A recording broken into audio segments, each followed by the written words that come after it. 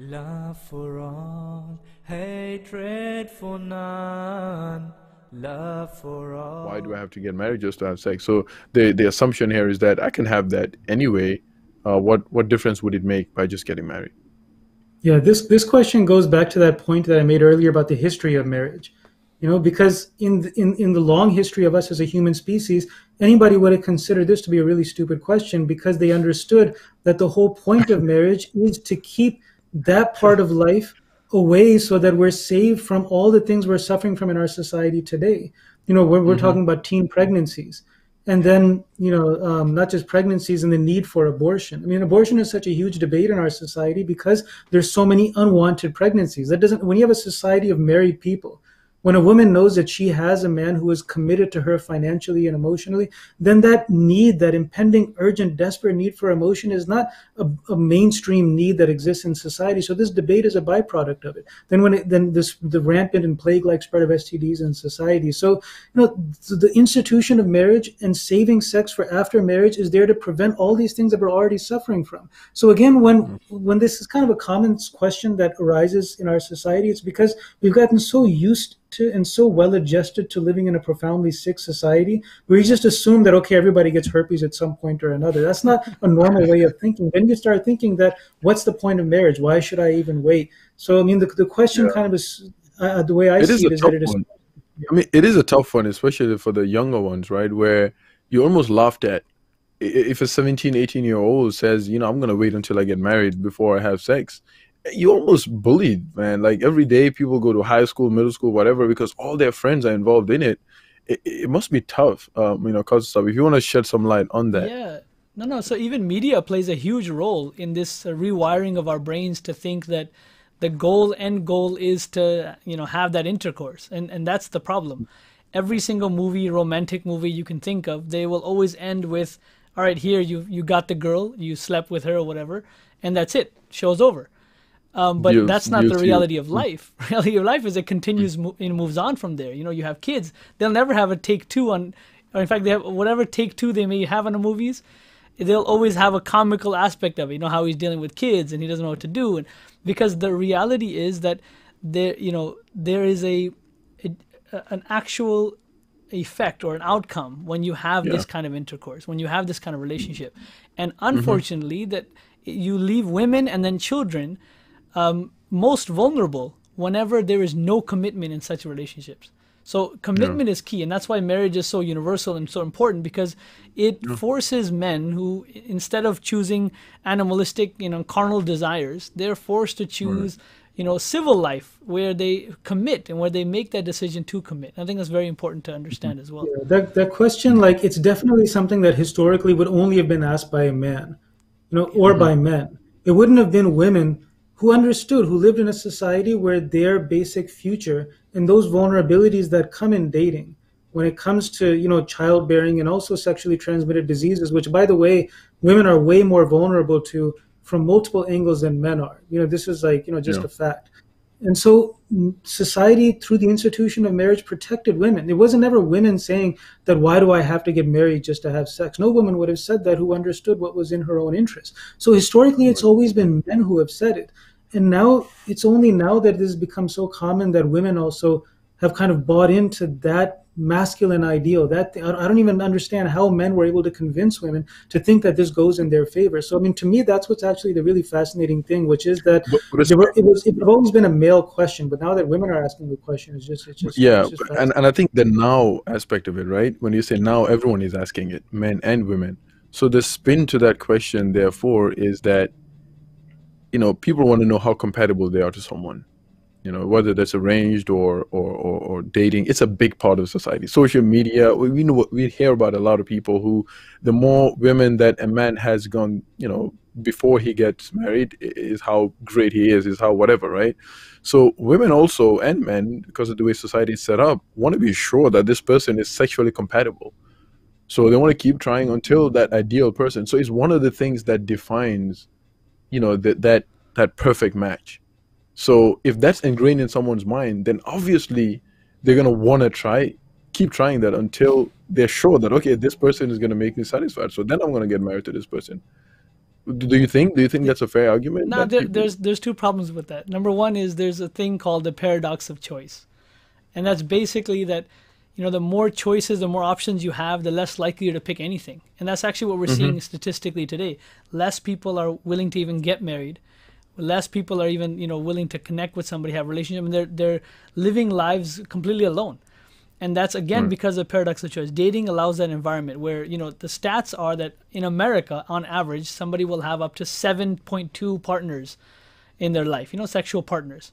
And depending on which state you're in, it's even higher. So Louisiana is like 15.6 partners that you'll have on average. Wow. So again, these numbers are ridiculous, but what is the outcome of those numbers? See, most of the people don't talk about those.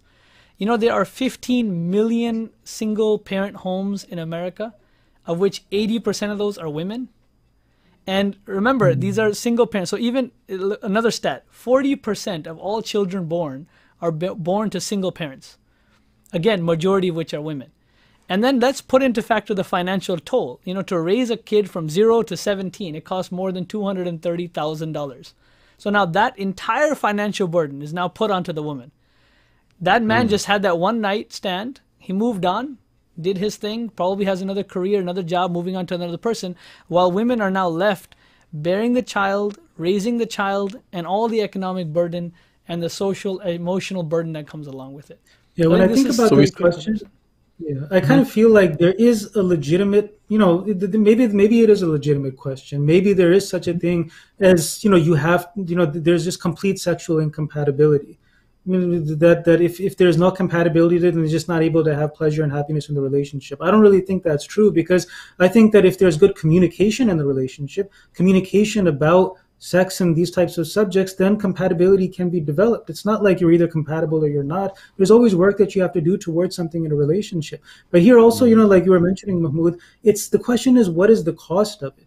Because even if there is such a thing as just complete sexual incompatibility that can't be overcome with good communication, then is that advantage, that minor advantage that you get in a small percentage of the relationships in society, is it worth taking on all those burdens, all those disadvantages that mainly women have to bear? So I kind of try and understand the legitimacy of the question, but even then, the harm way outweighs this perceived good that there is. I think what we should just do is just promote like open communication between couples, and that fear should go away.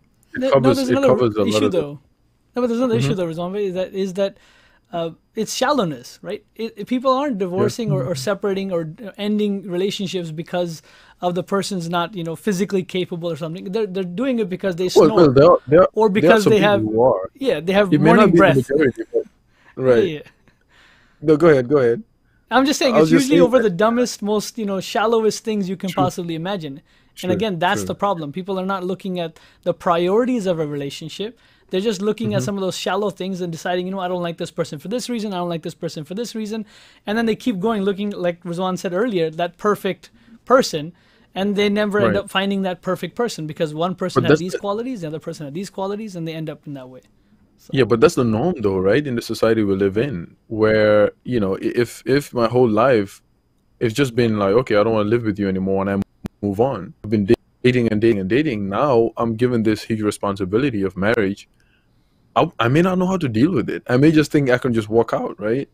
So I think this is where Islam comes in, and it just says, look, before you even think about in any of those things, marriage has to be there first. So it may sound strict to some people who've grown up thinking dating is the norm, but just think about it for a second, right? Of all the things that could happen, if Islam says the first thing that you must do is get married, and then consider everything else, I think it could get rid of a lot of the problems that our society is facing today.